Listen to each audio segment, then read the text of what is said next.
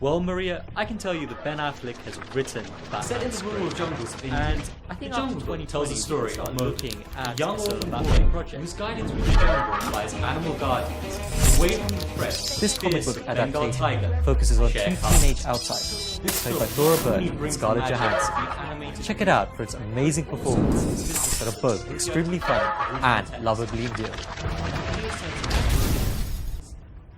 So, hey guys, welcome to another edition of Sadar Talks Film. This week is a little bit different and exciting at the same time, as we have a very special guest. And he's a celebrity in his own admission as well. I mean, you gotta love him. And he is Freddy the Foodie, or Fred Stephenson. And he is a director, a DOP, an award-winning DOP, mind you. And so Fred, welcome to the movie theatre. You got a general admission ticket finally. It's been a while, hasn't it? Of asking, get me a ticket. When can we go to the movies? And finally, we're here. Finally do it. I thought I was gonna have to sneak in the back door. No. We would have to roll out the red carpet for you and make a real fanfare. So, how's it going? It's going well. You know, it's been a great year. I've done some great things. We've done some great things together. What I really enjoyed, Professor, is all of the reviews that you've been getting. Those have been amazing. Yeah. I get to see them. I get to watch them, but I just never did get to take part in them. Oh no! I mean, that's why this time around, because I think, if I'm not mistaken, this is the 30th episode. Oh, so it is. all in Yes, all, it is. it's brilliant that we've actually managed to get you here to talk a little bit about movies and a little bit about yourself as well. How the movies that you've watched and seen, even TV shows as well, has sort of incorporated that aesthetic within your style and your approach to the projects that you've been really heavily involved with over the last couple of years. Yeah. So I think to start with, to let everybody know, what kind of films do you like watching? You know, I like what I do. I really love films that aren't really action based. So it's not about action. It's about the story and the characters. Something that I can just sit down and kind of digest and pick apart. So, and I also like, you know, directors like Steven Soderbergh, those guys that actually like write, shoot, direct, and edit, because that's a little closer to my style at this indie level. You know, when you're here, you have to do so many different things, and so to see some of those guys that are able to do those things and to achieve such a high level of quality of imagery in the end is something that I strive to attain. Is there a particular Steven Soderbergh film that you really like? Is there one that has really sort of said, you know what, that's one of his work that really fits my style? You know, I think there is, and it's not. I don't think many people know of it, or because I don't think it did really well. But Solaris with George Clooney. Right. It's although it's a feature, there's moments of it that feel very indie. Yeah. Right? So it feels, you know, there's the camera movement, the in and out of focus, the soundscape. What I really like is there are pieces that don't have a lot of dialogue, but that rely heavily on sound design and soundscape. That kind of fits my style, right? Maybe because I'm not a great writer yet. Well, that's interesting because, like, you direct drama pieces like Heads and Tails and the upcoming Tone. With something like Freddy the Foodie, how do you sort of look at that with a very sort of cinematic style? I mean, what I see when you're directing that piece is there is a certain cinematic quality or aesthetic to it in terms of approach and how it looks. Is it the same where you're watching movies and TV or different food shows of that type that you feel, you know what, you can incorporate a huge amount of that cinematic style to something like Freddy the Foodie? Yeah, you know, I really do. 'Cause, excuse me. Whenever I sit down to shoot a Freddy the Foodie, I take the same approach as if I was, excuse me, shooting drama. So from the different cameras, and I think we used 2 or 3 different cameras. We set them up in different places so I can cut back and forth.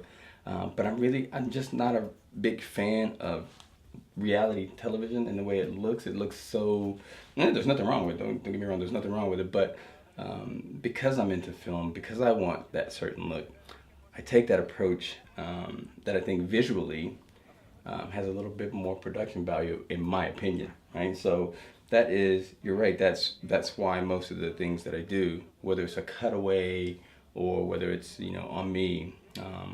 I've chosen to do it that way. I just think it looks a little bit more interesting. That's interesting. It's like you feel that it gives a much more organic and engaging look than something that could look rather restrictive as a final piece. Yeah. So when people watch it, I don't want people to think, oh, it's just another, weekday soap opera or reality show. I want it to be able to fit in, with say something, like 100-Foot Journey. So when you look at Fantastic it, film. although it is about cooking and food, you still know it's a feature. I think that's the great thing about things like food is that is how you can present it visually, and especially we talk a lot about movies and TV all the time, and if there's ever anything we do talk about, it's films and TVs, and then there's nothing ever else. That and food. That and food as well, and it helps when there's food TV about food. Yes, right. Film That's right. about food. Yeah, it's crazy. But it's always good fun. And is there a film or a TV show that you're really looking forward to? There's something out there that's really taking fancy that you want to go out and see that. Well, you know what? It was on your recommendation. I watched Stranger Things. Oh, right. And I have to tell you, I really, really did enjoy it. Again, the sound design for me on that piece. It was like a weekly movie. It didn't feel like a weekly television show, and anything that makes me jump, because nothing really makes me jump, but anything that makes me jump, I think is something worth watching. And that is, I'll have to rewatch it again because I binge watched it. Right. So you told me about it, and then I went straight for it. So I need to go back and rewatch it again. But that was a really nice show, and thanks for that recommendation. Oh, absolutely. Yeah. And I'm very much looking forward to season 2, as is everyone who has enjoyed the show. It's been a fantastic summer breakout, and it's really filled the void in the television space for this summer period. So there's always something to look forward to now, year round, basically, especially when it comes to television. And I think Stranger Things definitely exemplified that and really brought out something that is tangible and so much fun for everybody else to watch. So that's brilliant. Yeah. Because I grew up in the age of Steven Spielberg. I'm actually a lot older than Sid. I act old. I'm the young one here. But I know you said in your review, but what actually drew you to Stranger Things again? So remind me of that. I think it was down to the aesthetic, the overall, how it successfully pays tribute to the works of Steven Spielberg's genre films, and incorporates styles of Stephen King and John Carpenter. What I put it down to was that if you actually look at it, the teenagers are being chased in this sort of John Carpenter-like film. The kids are engaged in a Steven Spielberg-like adventure, and the adults are drawn in by this dark conspiracy and murky side to Stephen King's books. So you're getting so much different styles that are brought beautifully and really concisely told within these 8 episodes, and I just love the whole 80s aesthetic. There's a lot of movies from the 80s that I love, and I think the soundtrack, the performances, and it really sort of blindsides you when you see a show come out from nowhere and really sort of take the main zeitgeist in this really sort of powerful way. I think is a true example of what makes popular culture so cool. And it's great to have something that we can follow in the moment and look forward to for when it comes back. But yeah, the performances are great, and Dustin was one of my favorite characters from there. Yeah, you know what? He has teeth. I saw him on Jerry. He does. Yeah. He's a very good singer as well. He's a Broadway singer as well. Yeah. Broadway. Yeah, he's very talented, and in fact, the entire cast is, and this is going to be something fantastic for them going forward. So, really excited for it to come back. Nice. So what you normally do at the end of these is that you normally give a film of the week.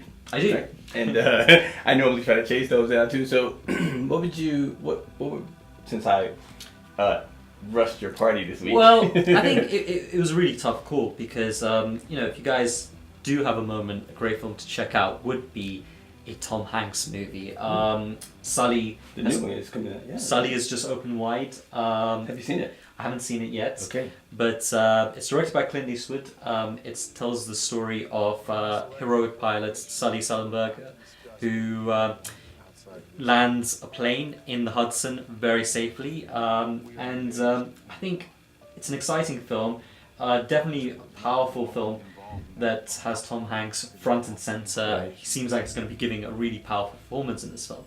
But I think a film of the week from Tom Hanks's catalogue would be Bridge of Spies. I think the most recent film. That's right. It's a Steven Spielberg film, and it has Tom Hanks as an insurance lawyer who has to basically put together the exchange for two spies, one to return back to the USSR and one to be returned back to the USA. So it's, I think, a brilliant movie, and Mark Rylance definitely deserves the Oscar for his performance in that film. And I think it's a visually stunning film. The visual for that, for me, that is, again, you know, those pieces that actually look good, and I think, okay, wow, without getting too preachy, I want something that looks like that. Yeah.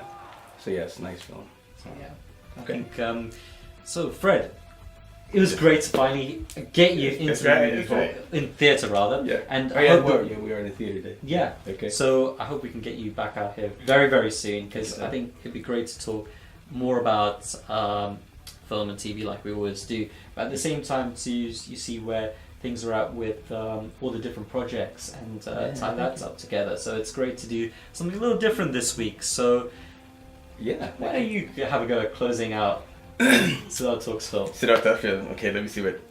Alrighty, guys. So I hope you guys enjoyed the review, and that's all we have. That's all the time we have for this week for Siddharth Talks Film. Thanks for joining, and we'll see you next time. Take care, guys. I do this every week and I don't remember. No, it's okay. It's alright. He's the man. Thank you, sir. Cool. Absolute pleasure.